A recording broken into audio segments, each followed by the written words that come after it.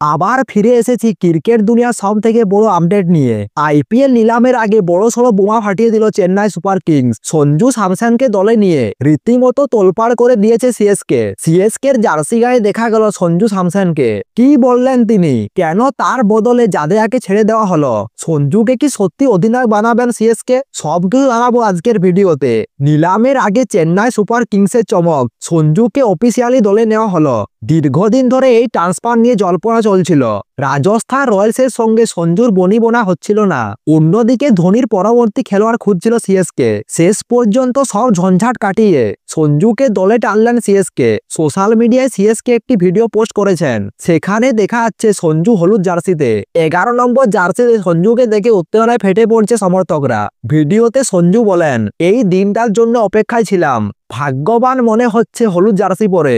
আগে অন্য রঙের জার্সি পরেছি, কিন্তু এই অনুভূতিটাই আলাদা, নিজেকে চ্যাম্পিয়ন্সের মতো মনে হচ্ছে। সঞ্জু রাজস্থানের সঙ্গে ছিল 10 শতকেরও বেশি।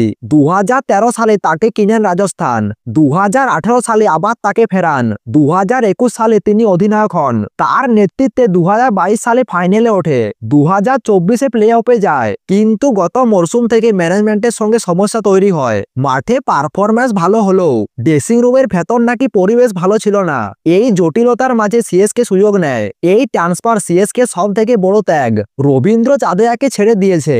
জাদেজা, যিনি বহু বছর ধরে চেন্নাইয়ের সাফল্যের অন্যতম স্তম্ভ, তাকে রাজস্থানে ফের পাঠানো হলো। শুধু জাদেজাই নয়, শ্যাম কুরানকেও ছাড়তে হয়েছে। এতেই বোঝা যাচ্ছে সঞ্জুকে কিনতে সিএসকে কতটা আগ্রহী ছিল।